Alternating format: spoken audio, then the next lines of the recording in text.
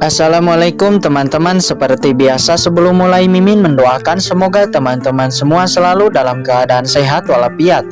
Oke, kali ini kita akan melanjutkan Martial Master versi novel bagian 441. Bagi yang baru bergabung, selamat bergabung. Dan bagi yang belum subscribe dulu lah agar Mimin tambah semangat lagi nih bikin videonya. Oke, kalau sudah kita langsung masuk ke isi ceritanya.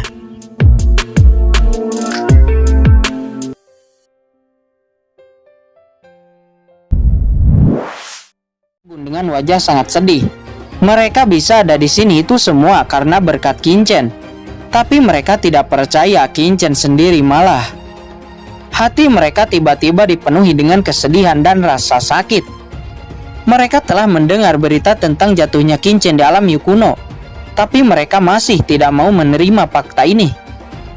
Namun mereka saat ini masih bingung mengapa Penatua Tianpeng menjebak mereka. Padahal mereka sama sekali tidak pernah menyinggungnya. Saya menebak bahwa Penatua Tianpeng berhubungan dengan Istana Penegak Hukum. Karena Istana Penegak Hukum saat ini sedang menargetkan orang-orang dari Papiliun Cendi, kata Master Situjen. Situjen, maksudmu Penatua Tianpeng adalah anggota dari Istana Penegak Hukum. Jika ini masalahnya, maka masalahnya serius. Wajah semua orang tiba-tiba menjadi serius, termasuk Situ Xingzhou. Situjen, apakah kamu punya bukti tentang ini? Kamu tidak boleh berbicara sembarangan. Ini bukan masalah sepele. Jika Penatua Tianpeng adalah anggota Istana Penegak Hukum, maka wakil Master Papiliun Wenchang atasannya kemungkinan juga terkait, kata Situ Xingzhou. Leluhur, murid hanya menebak, apalagi sekarang banyak dari pusat kekuatan telah disusupi oleh orang-orang Istana Berkabut termasuk Papiliun Pil kita. Murid melihat perilaku Penatua Tianpeng yang menjebak Jisun dan lainnya, jadi murid merasa curiga dan menebak kemungkinan, kata Situjen. Baiklah, saya akan menyelidiki masalah ini. Jika tebakanmu benar, kita akan mengambil tindakan. Memikirkan orang-orang Papiliun Cendi, mereka teringat kepada Wan Qiming dan lainnya yang ada di gedung Wan Baolou, atau bisa disebut juga gedung harta karun. Tuanku, tolong ambil tindakan untuk menyelamatkan Wan Qiming dan yang lainnya, kata Jisun. Jangan khawatir, jika orang di belakang Wan Qiming dan lainnya telah mendengar berita itu, saya yakin tuan mereka tidak akan membiarkan mereka mendapat masalah, kata Situjen. Benar saja seperti yang diduga, Wan Qiming dan lainnya di gedung Wan Baolou saat ini sedang tidak baik-baik saja. Scene berpindah kepada suatu tempat di gedung Wan Baolou. Terlihat Wan Qiming, Di Tianyi, Leng Wushuang, dan Qing Ying yang telah bergabung dengan gedung Wan Baolou selama bertahun-tahun. Kekuatan mereka telah meningkat dengan pesat. Di antaranya Wan Qiming, Di Tianyi, dan Leng Wushuang telah menyentuh setengah langkah Martial Emperor. Hanya Qing Ying yang masih berada di tahap akhir Martial Sovereign. Namun saat ini Wan Qiming dan lainnya dituduh mencuri harta karun Tianlong Jade. Sebenarnya mereka dijebak oleh seorang penatua gedung Wan Baolou yang bernama Liu Peng. Namun semua orang memanggilnya Kaisar Bela Diri Tianan. Selain dia ada juga wakil gedung Wan Baolou yang bernama Zhu Jisen. Kedua orang ini menjebak Wan Qiming dan lainnya. Mereka bersikeras untuk menangkap Wan Qiming dan lainnya. Sebenarnya mereka berdua diperintahkan oleh Istana Berkabut secara diam-diam untuk menangkap keempat Wan Qiming.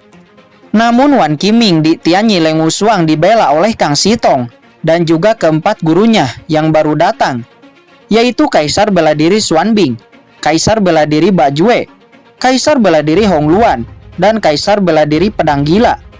Perselisihan berlangsung sangat lama, juga diwarnai dengan pertarungan. Namun pada akhirnya Wan Qiming, Di Tianyi, Leng Wushuang, dan Qing Ying berhasil dibawa pergi oleh keempat gurunya. Kalian berempat setelah hari ini pindah ke lembah saya. Bajue, Hongluan, Xuanbing, kalian juga datang, kata Kaisar Pedang Gila. Yah, guru, kata Wan Qiming seraya mengangguk, dan yang lainnya juga mengangguk. Di samping, Kang Sitong sedikit penasaran dan bertanya, "Empat sesepuh, mengapa kamu datang begitu cepat hari ini?" Bukan hanya Kang Sitong, Wan Qiming dan lainnya juga bingung. Faktanya kediaman keempat sesepuh ini cukup jauh dari gedung harta karun. Sebenarnya, setengah bulan yang lalu kami mendapat pesan yang mengatakan bahwa mungkin kalian berempat akan dalam bahaya. Oleh karena itu, kami tinggal di dekat gedung Wan Baolau. Tuan, siapa orang yang mengirim pesan itu? Tanya Qin Ying. Saya tidak tahu, pihak lain hanya mengatakan bahwa kalian akan dalam masalah. Dan yang melakukannya kemungkinan adalah anak buah Istana Penegak Hukum. Jadi, wakil Zhu Jisen dan Tianan adalah antek dari Istana Penegak Hukum. Tapi, saya masih tidak mengerti mengapa Istana Penegak Hukum menargetkan kita. Wan Qiming dan lainnya menjadi penasaran. Seperti yang ditulis di pesan, pihak lain mengincarmu karena kamu berasal dari Papilun Cendi. Mendengar ini, mata Wan Qiming dan lainnya tiba-tiba menjadi sangat dingin. Dia juga khawatir kepada teman-temannya yang ada di Papilun Cendi dan juga di Papilun Pil. Ketika Jisun dan lainnya di Papilun Pil, juga Wan Qiming dan lainnya di gedung Wan Baolau menjadi sasaran Istana Penegak Hukum.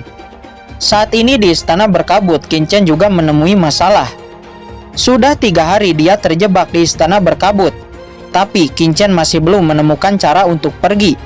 Di luar cakram Gyo Qian Kun, setiap saat ada kekuatan menakutkan yang selalu memindai. Ini adalah kekuatan memindai Sangguan Gupeng, penyihir tua itu. Qin Chen tertekan. Dia tidak berani pergi dengan gegabah, karena begitu ada gerakan sedikit pun, dia akan ditemukan oleh Sangguan Gupeng. Saat ini ada 2 masalah yang dihadapi oleh Qin Chen. Yang pertama adalah formasi Istana Berkabut. Yang kedua adalah pemindaian Sangguan Gupeng dan iblis alien itu. Pemindaiannya sangat hebat. Begitu Qin Chen keluar, dikhawatirkan dia akan segera ditemukan dan jatuh ke dalam pengepungan. Qin Chen, apakah kamu tidak menemukan jalan keluar? Pada saat ini Yu Qiansu dan Jiruyu berjalan mendekat kepada Qin Chen. Belum. Qin Chen menggelengkan kepalanya. Yu Qiansu dan Jiruyu di kiri dan kanan dengan lembut memegang tangan Qin Chen. Qin Chen, jangan khawatir, kami juga akan memikirkan cara. Qin Chen tersenyum merasakan perhatian dari kedua wanita cantik ini. Dalam 10 hari lagi, jika tidak ada cara lain, kita akan melarikan diri dengan paksa, walaupun harus mengekspos kekuatan Lao Yuan, kata Qin Chen. Sayang sekali Pu Qiankun masih tidak mempercayai kita, dan juga lukanya sangat serius. Jika kita memiliki ramuan tingkat atas untuk menyembuhkan Pu Qiankun, kemungkinan keluar pasti akan meningkat, kata Yu Qiansu. Yah, benar, mantan Presiden Bloodline Holy Land pasti memiliki kekuatan yang hebat. Tapi sayang lukanya sangat parah. Akan sangat baik jika ada ramuan tingkat tinggi, kata Jiruyu. Keduanya menghela napas dalam, tetapi mendengar ini, Qin Chen tertegun. Qin Chen, ada apa denganmu? Apa yang baru saja kalian berdua katakan? Ramuan tingkat atas, kata Qin Chen.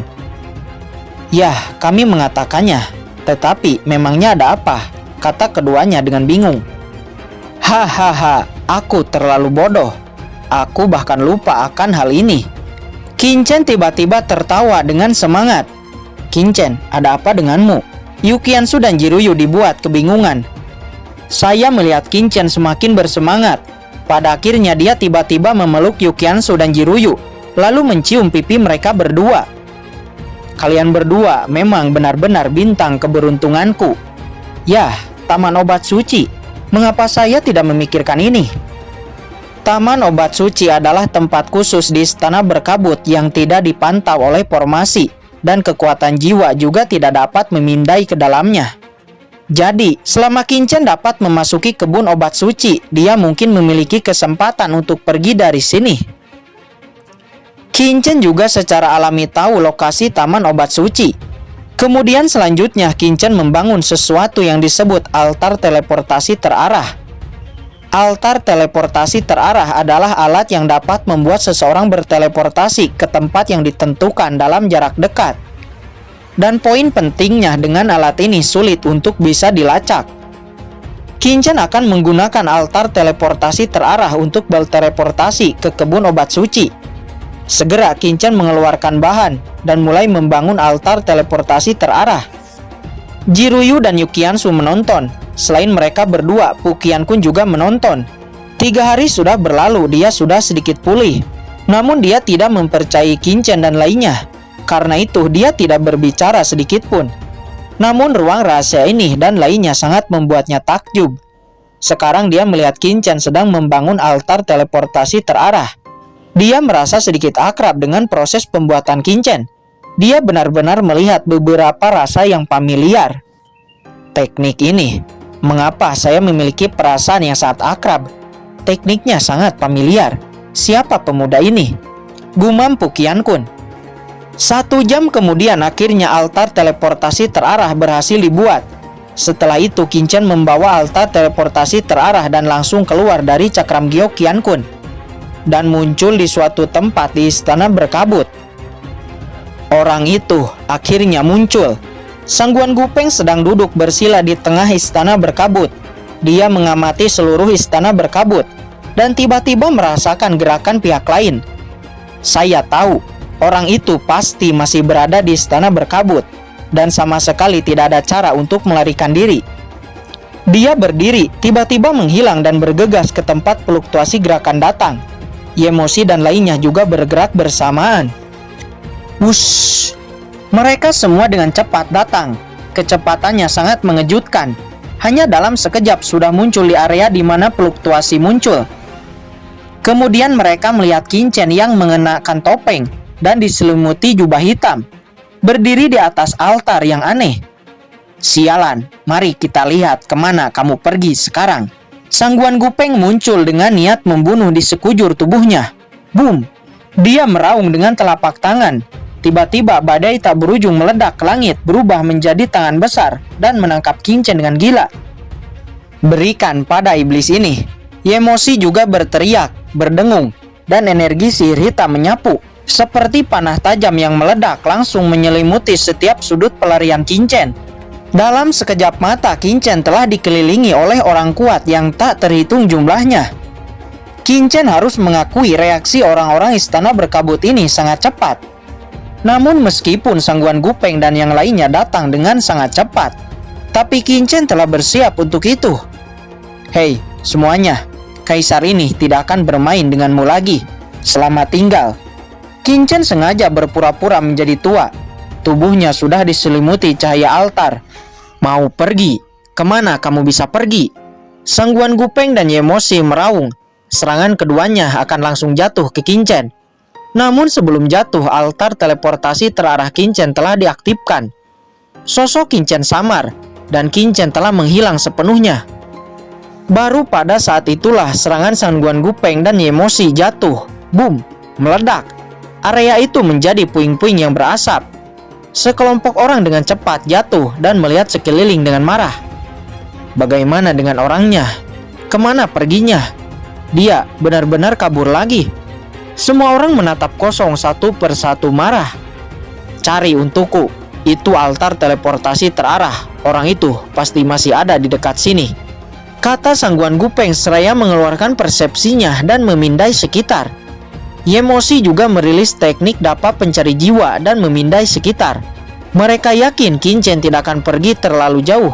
Dia pasti masih ada di sekitar sini. Dua kekuatan menakutkan satu demi satu memindai seluruh istana berkabut. Bagaimana ini mungkin?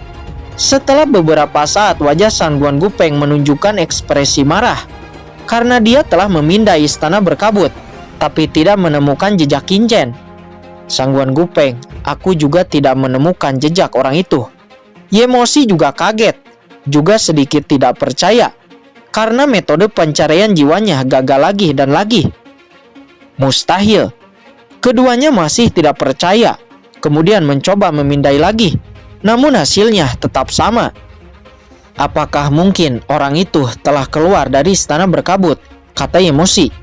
Tidak mungkin, itu mustahil, kata Sangguan Gupeng. Lalu Sangguan Gupeng, bagaimana menurutmu? Yemosi, iblis jengkong, dan iblis alien lainnya memancarkan cahaya dingin. Mereka juga merasa sangat malu. Ras manusia kecil benar-benar mempermainkannya berulang kali. Ini benar-benar memalukan. Saat ini Qinchen muncul di pinggiran taman obat suci. Tentu saja di sini dia tidak akan terdeteksi oleh pemindaian Sangguan Gupeng. Qinchen, apakah ini taman obat suci? Tanya Yukiansu. Bukan, ini hanya pinggiran taman obat suci, kata Qinchen. Hati-hati, seseorang akan datang, kata Lao Yuan. Segera Qinchen memasuki cakram giok Qian Kun dan bersembunyi. orang yang datang ternyata adalah para penjaga taman obat suci yang sedang berpatroli. Tidak aman di sini. Di pinggiran selalu ada banyak penjaga yang berpatroli. Kita harus secepatnya memasuki taman obat suci, kata Qingchen. Dia kemudian menyelinap dan sampai di tembok taman obat suci. Tentu saja ada formasi yang melindungi taman obat suci. Akan tetapi formasi ini dibuat oleh Qingchen di kehidupan sebelumnya. Jelas, Qingchen dapat merobek sedikit celah di formasi dan masuk ke dalam. Setelah masuk, apa yang muncul di depan mata Qingchen adalah taman obat yang luas. Ini luar biasa. Seluruh tempat dipenuhi ladang obat. Kemudian Yukiansu dan Jiruyu keluar dari cakram Gyokiankun. Qingchen, ini kebun obat suci. Ada terlalu banyak ramuan di sini. Yukiansu dan Jiruyu tercengang. Meskipun ini adalah taman obat suci, itu hanya pinggiran. Tingkat tertinggi hanya ramuan tingkat 8. Qingchen melirik sekeliling. Dengan seleranya saat ini, dia tidak lagi puas dengan ramuan tingkat 8. Dia lebih tertarik dengan ramuan tingkat 9. Namun ramuan tingkat 8 juga masih Qingchen kumpulkan. Selanjutnya Qingchen mengumpulkan dengan panik. Sepanjang jalan kemanapun dia pergi, dia mengambil sejumlah besar ramuan dan dimasukkan ke dalam cakram Gyokiankun. Sesaat kemudian Qingchen merasa tidak puas. Pengumpulan seperti ini terlalu lambat. Apalagi istana berkabut telah melakukan banyak kejahatan. Jadi lebih baik mengumpulkan semua kebun obat suci ini. Yah, benar. Kenapa kamu tidak mengumpulkan seluruh taman obat? Orang biasa hanya bisa mencari eliksir satu demi satu.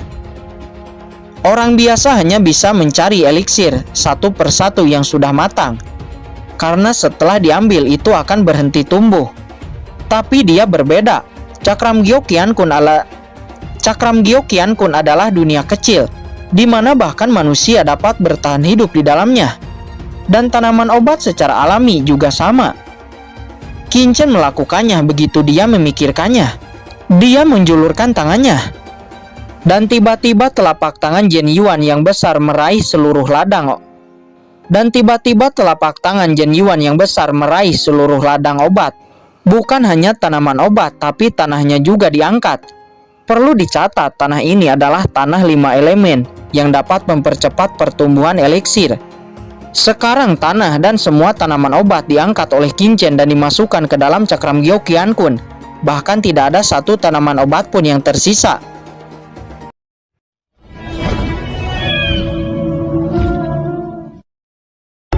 Oke guys, sudah dulu ya. Jangan lupa subrek biar lanjut terus ceritanya. Bagi yang sudah subrek, mudah-mudahan dimudahkan rezekinya. Mimin undur diri. See you next and goodbye.